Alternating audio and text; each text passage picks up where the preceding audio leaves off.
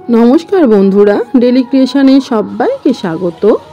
आजकेर recipe data पोस्त बा डाटा आलू पोस्त। एटी नतून कोनो रान्ना नय, बहु पुरानो एकटी रान्ना, प्रायशई सकलेर बाड़ीतेई हये थाके। एटी भीषणই सुस्वादु लागे, अवश्यई गरम भातेर साथे। अनेके अनेक रकम भावे बानान, आमी किभाबे बानाई सेटाई आजके তোমাদের সাথে শেয়ার করব। সজনে ডাঁটা খোসা ছাড়িয়ে ধুয়ে রেখে দিয়েছি।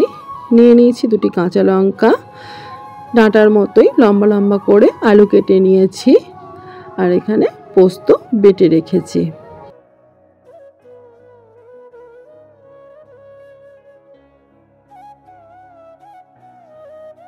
প্রথমেই কড়াইয়ে দিয়ে দিচ্ছি সরিষার তেল, কালো জিরে,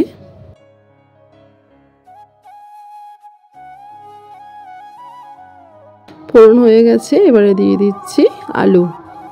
আলুগুলো খুব ভালোভাবে ভেজে নেব কম স্টিমে।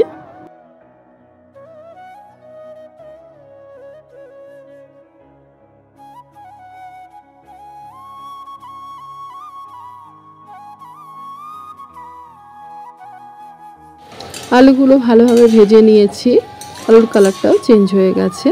এবারে দিয়ে দিচ্ছি সজনে ডাঁটা। সজনে ডাঁটাটা খুব বেশি ভাজবো না, 1 থেকে 2 মিনিট।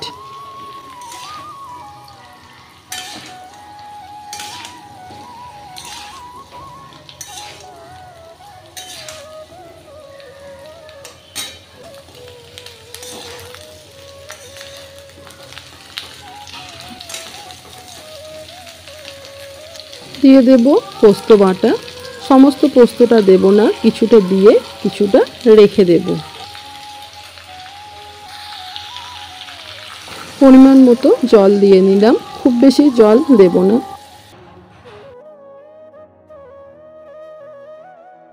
পরিমাণ মতো লবণ, হলুদ, খুব ভালোভাবে নেড়েচেড়ে নেব। নিয়ে কম স্টিমে কিছুক্ষণ ফুটতে দেব।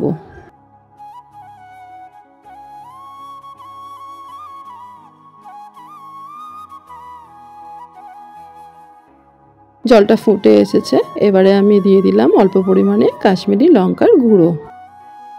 আবারও নেড়েচেড়ে ঢেকে কয়েক মিনিট ফুটিয়ে নেব।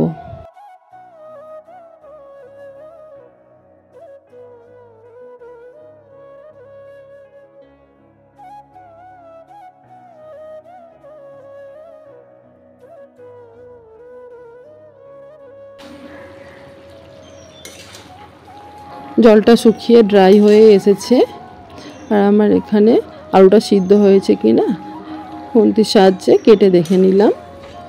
সিদ্ধ হয়ে এসেছে। এবারে আমি বাকি যে পোস্তটা রেখেছিলাম সেটা উপর থেকে দিয়ে দিলাম,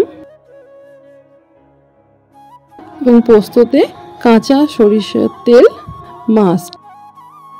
কাঁচা সরিষার তেল দিলে স্বাদটা দ্বিগুণ হয়ে যায়, অপূর্ব লাগে খেতে। উপর থেকে দিয়ে দিলাম কাঁচা সরিষার তেল, দিয়ে আবারও ভালোভাবে নেড়ে চেড়ে নেব। আমার এখানে পোস্ত একদম রেডি।